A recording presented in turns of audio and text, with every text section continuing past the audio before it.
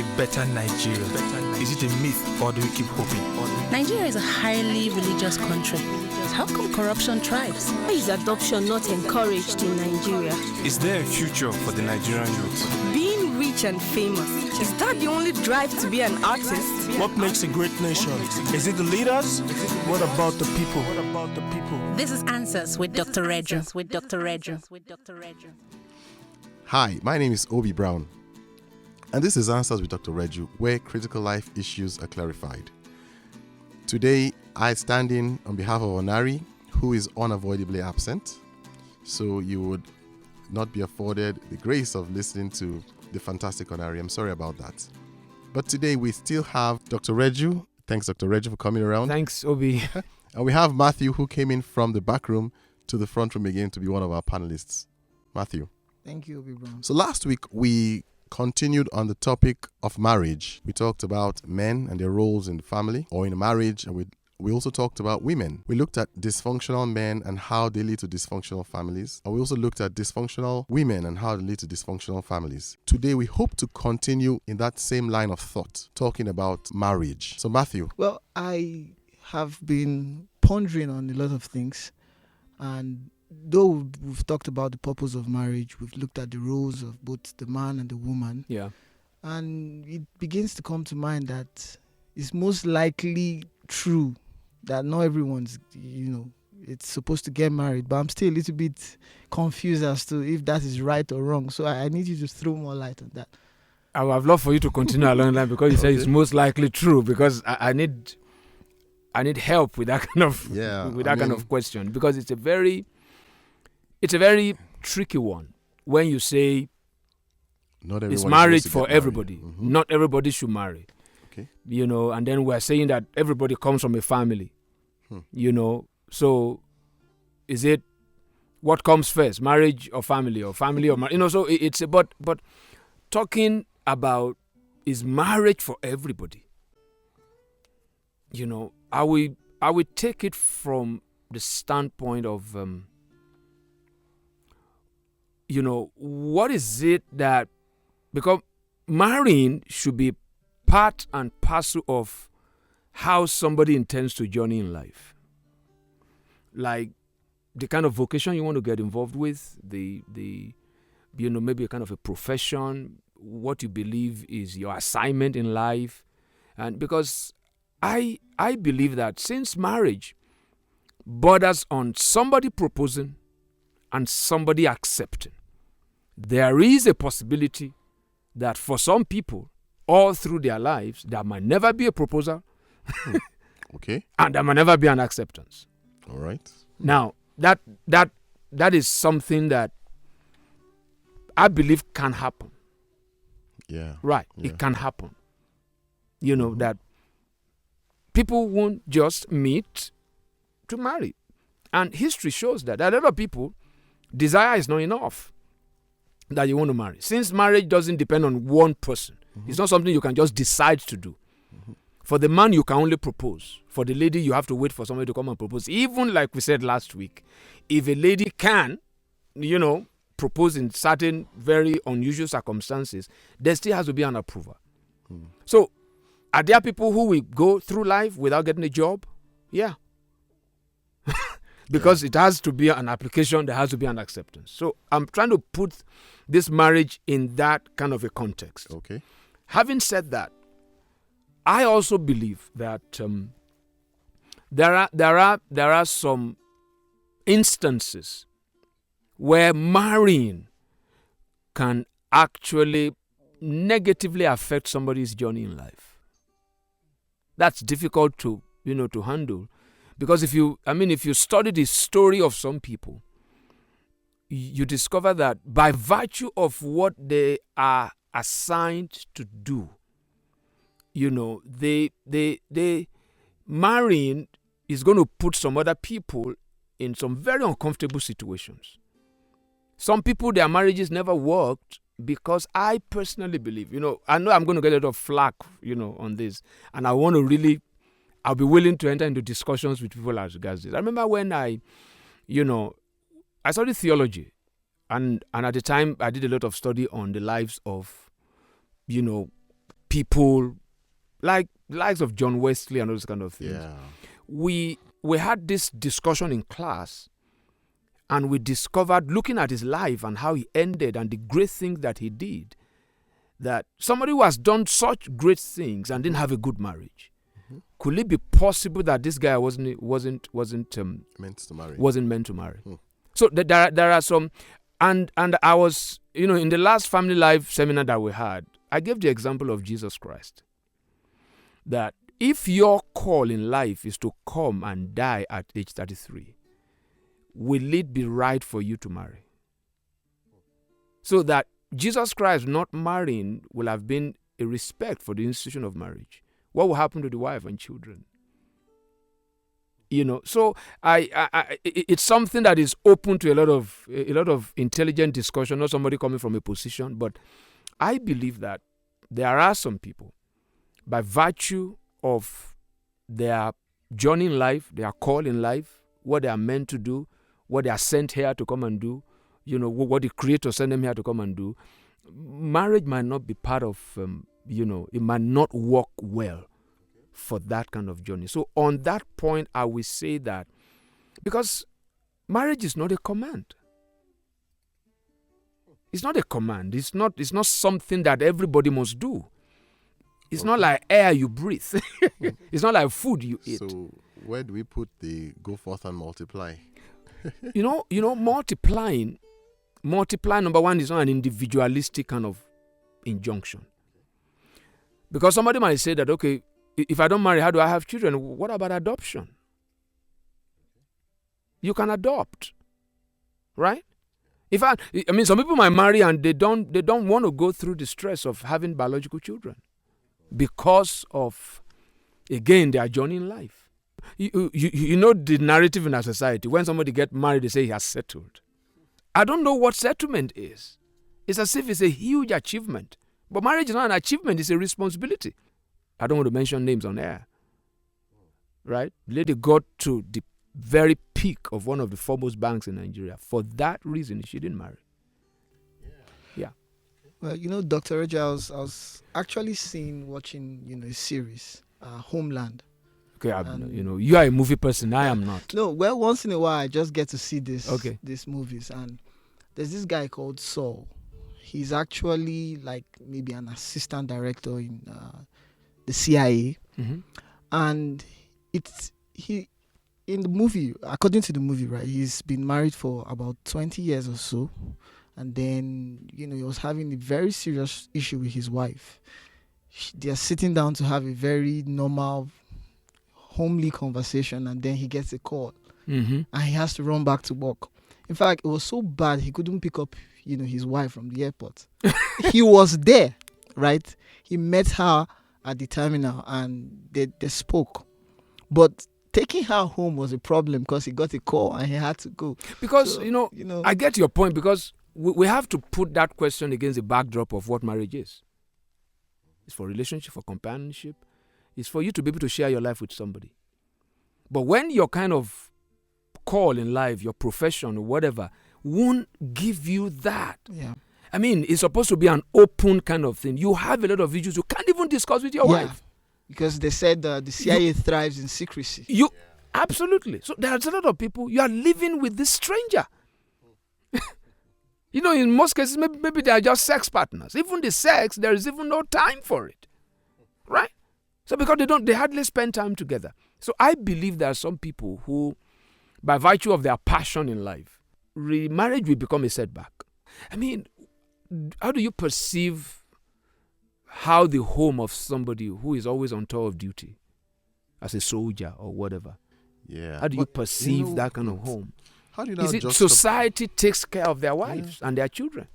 But then, how do you now juxtapose that with the physiological needs of these people? For instance, we know that among the preponderance of HIV, for instance, in our country, it's one of the communities that seem to have it most are the communities that they call long-distance drivers, because they're not really with their families.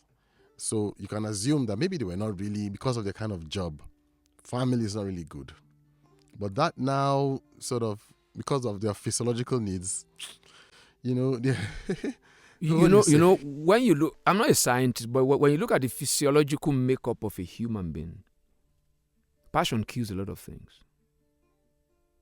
Passion kills a lot of things. If you're passionate about something, you don't feel pain. Yeah. You virtually forget.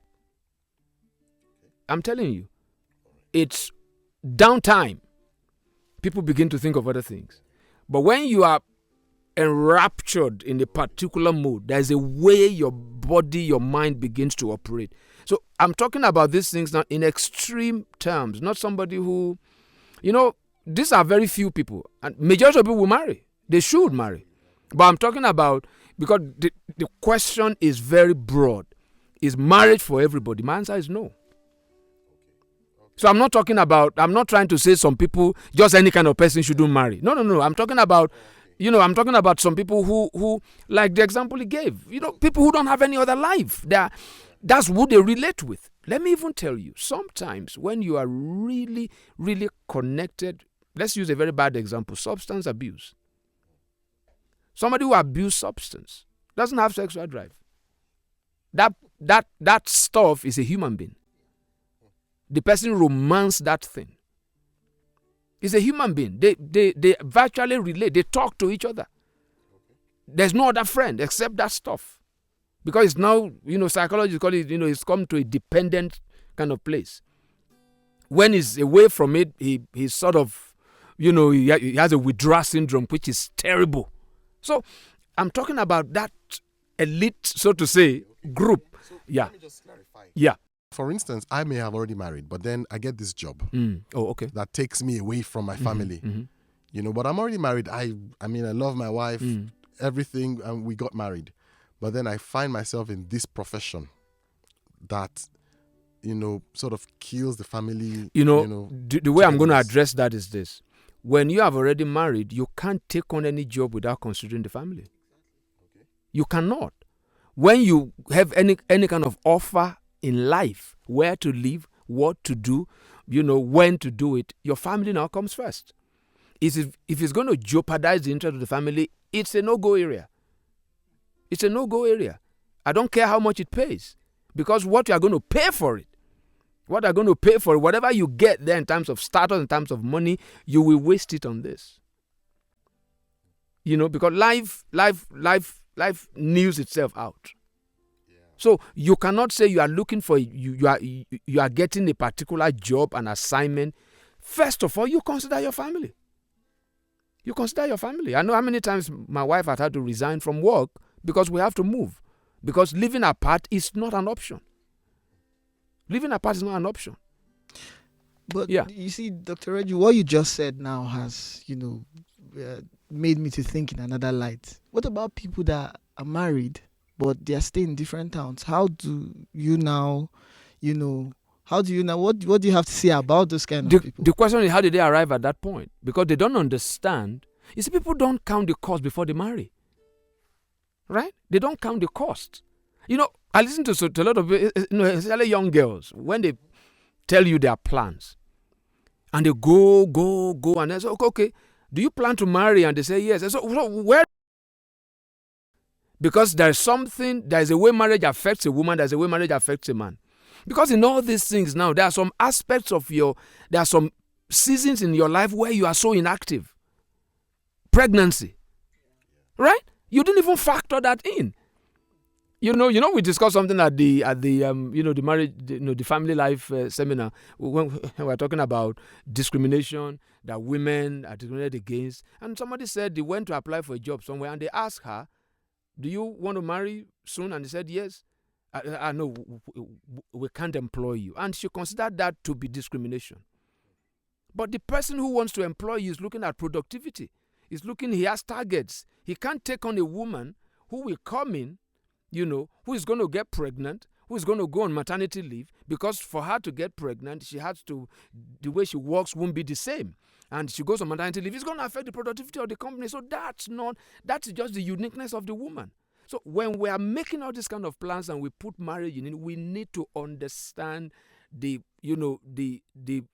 critical place that marriage occupies, because A lot of other people now, they are involved. Your spouse, your children, their interests have to be factored in whatever you do. So how did the couple come to a point where they are living apart? If even they are living apart, it must be something that is the exception, not the rule. They are living apart for this moment. There must be a plan in place for them to come together. I would like to hear, thoughts about this. I'd like to hear questions, because sometimes we say these things in a very broad sense, but there are some unique situations. I have lived apart from my family before, but living apart was something that was temporary. The moment we started living apart, there was a process in place for us to come back together. Right? For you, it might take a longer time. For me, it might be shorter. But the point is, society has placed marriage, in a very wrong place. Sometimes we lift it higher than it is. Sometimes we just trash it. But it's critical, because that's how families are raised. But Dr. Reggie, still on this issue, Right. how long is too long to stay away? It depends. Again, we can't put a broad answer to everything. Yeah, let's hold that thought, please, and go on a short break. Listeners will be back shortly, please. There are cooking oils and there are cooking oils, Of course. There are those that foam like soap when you put them on fire. And there are those that go to sleep after a few days. There are even those with funny odors that make neighbors wonder what's happening in your kitchen. I beg, don't kill me, oh. But then again, there is Grand Pure Soya Oil, made from pure soya seed. Grand Pure Soya Oil is cholesterol-free, which makes it ideal for the heart and health conscious. It neither foams nor fumes, neither does it congeal even at low temperature. Grand Pure Soya Oil is also endorsed by the Nigerian Heart Foundation as heart-friendly oil. Let me go and get my own Grand Pure Soya Oil, Joe. Oil that doesn't smell or sleep. Grand Pure Soya Oil, a heart-friendly oil you've always known. Welcome back. If you're just joining us, this is Answers with Dr. Reju. And before we went on the break, we were discussing a very interesting topic, on living apart as families, right? So if you have some questions, please, you can call us on 081 44 56 9000 or send a WhatsApp to that number. All right, so Dr. Reju, back to where we were before we went off. I've forgotten the question now. No, I was trying to find out how long is too long. Yes, and I said that's the reason why I said we need to look at each case on its own merit, right? So we can't say 6 months is too long, 1 year. So it depends on, but we are saying that the principle here is that families are meant to be together. The ideal family are meant to be together. There are times when people are apart by reason of, journeying.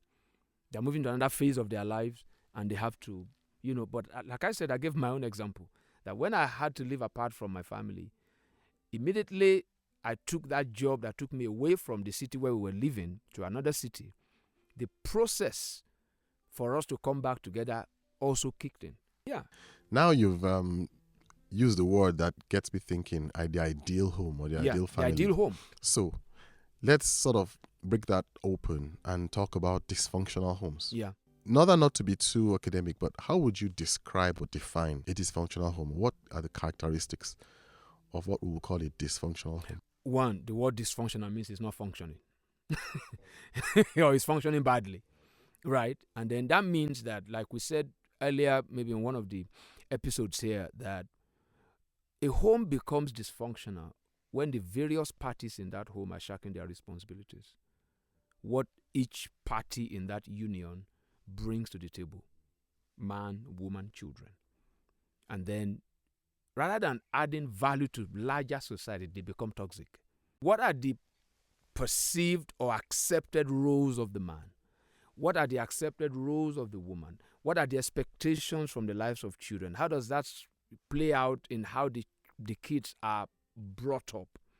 When that is no longer happening, when they are no longer value added to society, when there is no longer kind of a mutual friendship, relationship, healthy kind of relationship between the man and the woman, when the times of crisis far outweighs the times of mutual cohabitation, then that home is becoming dysfunctional. The symptoms can be as very subtle as it might be. Like the example you gave last week. I don't know the episode now, when you said there's a man who got married and after a while he says he doesn't have any feeling. That's how it starts, because not having feeling for somebody is out of selfishness. Because marriage is not about feeling, like I said then. That's a red flag. When that happens, that kind of person needs counsel. And the counsel is to let the person understand what marriage is, because wrong perception. So a dysfunctional family is a family that can no longer live up to the basic tenets. You can no longer, communicate. The atmosphere is no longer right for you to communicate those values that we identified before, of integrity, of hard work. People are no longer hearing, they're no longer hearing each other. You can no longer have communion. I mean, there's no community between man and wife. It's becoming so difficult. So that home is getting dysfunctional. When issues can no longer be sorted out. When quarrel is no longer healthy or therapeutic, because a functional home, when they fight, it adds value. A healthy body that begins to have symptoms of sickness is a sign of health. If you are really dying, there are no symptoms. If you are feeling sick and you go to a doctor and they can't diagnose anything, you're dead. So there is what I call the marriage health check. One of the things is quarrel. They quarrel. But the day your spouse do something that you don't like and you no longer feel pain, there is a big problem. Because somebody said years ago that when you want to see bitterness, go to a court where there's divorce going on. Why are they so bitter? Because they used to be in love and they long for the love. That's why they are bitter. If you see a woman misbehaving with another man that's not your wife, you don't feel anything. There's no jealousy. But if you see your spouse with another person, the jealousy is a sign of love. Right? So a dysfunctional home, they've become benign. I don't know if I'm using the right word. There is no feeling. There is no passion. There is that joy of homecoming is no longer there. I travel a lot and I know how I feel when I'm going back home. So when that becomes the norm, that home is already malfunctioning. Well, Dr. Reggie, that means there's something a man brings to the table by being male. By being male. And there's something a woman brings to the table by being female. Yeah. Okay, what about families where probably the man is late and you only have the mother catering to the children? What kind of advice will you give to them for wholesome development of the family? Because it's very key, since both parties need to be on ground. That's a fantastic question. But the uniqueness of marriage is that you can't just apply general rules to every situation. Yeah. Right? Because I can say something that is very general. That, okay, depending on the age of that lady that just lost the husband, maybe you should remarry. It's not that straightforward. She has her own personality. There's something called soul ties, which I believe is so real. For you to disconnect from somebody and connect to somebody else is not child's play. Every issue has to be looked at on its own merit. The realities of life can put the pressure on a woman to actually play both roles effectively. And then when you have a larger society that functions well, especially in those communal settings of those days, such people are hardly missed. Because there's always a father figure. But today we live behind gates and fences. Those things are fast disappearing, which is sad. That's the reason why everybody is vulnerable. You don't know your neighbor and all those kind of things. Your neighbor is being robbed, you don't know. He doesn't have your phone number. It's terrible. That's a dysfunctional society. From experience, it's as if the female function better without the man than the other way around. That's from experience. Most men can't handle raising kids without the woman around. Because you mentioned the makeup, and you're so right, it's the makeup. So most times you see that the men are quick to marry when they lose a spouse than the female. Because the female, they are more emotional than men, especially when it comes to relationship. Men are very logical, they just look for the bottom line. What's the solution here? And just bang, bang, bang, and okay, let's just marry. And then the kids, this is mommy now. And then they force them into that kind of. And most time it doesn't work because kids don't talk; they only act. And doesn't mean that they are responding, that they agree with everything that's going on. So there are no general rules but everything has to be looked at on specific situations. Yeah. So, Dr. Reju, in rounding up, what do I need to do to prepare myself as a man or a woman for marriage? That's another myth of marriage. You can't be prepared. There is no preparation. It's not preparing for GSC or SSC. No. You can never say, now I am prepared. Maybe, sorry, Dr. Reju, maybe in adding to Obi's question, I would look at it more from another different light.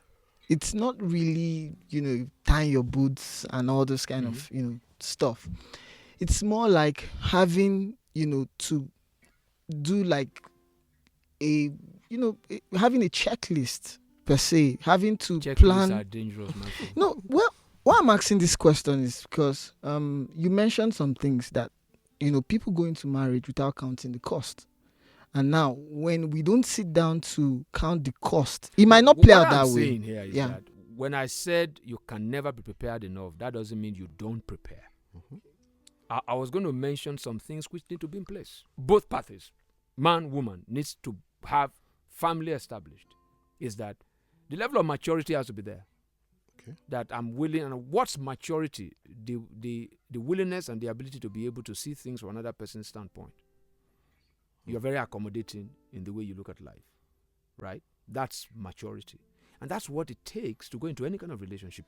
Platonic friendship, marital relationship, nation against nation, nation with nation. There must be that level of maturity. And then I'll start from the man. You must be able to put your spouse first. Her interest is primary. And men have that issue. One of the things I advise young girls against, or to watch out for before you say yes I do to any man. Number one, watch the relationship between the man and the mother. If they have this very close relationship, then scrutinize it, because it might be your greatest asset and it might be your greatest liability. If it's a mommy's boy, in the way we know mommy's boy, you are in trouble. But if it's a boy that the mom has raised to know how to relate with the female gender, you are made. It can make or mar. That's a critical area to look at. But the boys too, check how that lady relates with the father. If the father has groomed that particular girl to be a woman, you're made. If it's a daddy's girl, the dad will keep watch over you. What are you doing with my girl? How you prepare yourself to be able to enter this, because it might not be perfect. In fact, in most cases, it's never perfect. But how do I, because most times you discover that a girl, in not too long a while, they already become an enemy of the mother-in-law. I won't blame the mother-in-law. I'll blame the girl for not being diplomatic enough. Okay. Right? Diplomatic in love, and knowing that the guy that comes to you to marry you loves you more than the mom. And it's something you don't grab. Yeah. Just be wife. Right? Love that woman enough that she doesn't come around most times again. That's a joke. All right. I think so so this preparation is both mental, is emotional, and then the man. You can't share a flat with your friends and you want to marry. All right. I think we'll wrap it up here today. Thank you, Dr. Reju, for your always insightful answers. Thank you, Matthew, for joining us here today. Thank you, Obi. Thank you, all our listeners. We'll be here again, same time next week. Give us a call or chat us on WhatsApp on 081-4456-9000. Check out our website and interact with us on www.answerswithdrreju.com. Like our Facebook page, Answers with Dr. Reju, or send us an email at answerswithdrreju@gmail.com. On Twitter, we are @Dr. Reju Answers. You can also subscribe to our YouTube channel, Answers with Dr. Reju, where you can get all our episodes. Join us again on Answers with Dr. Reju, where critical life issues are clarified.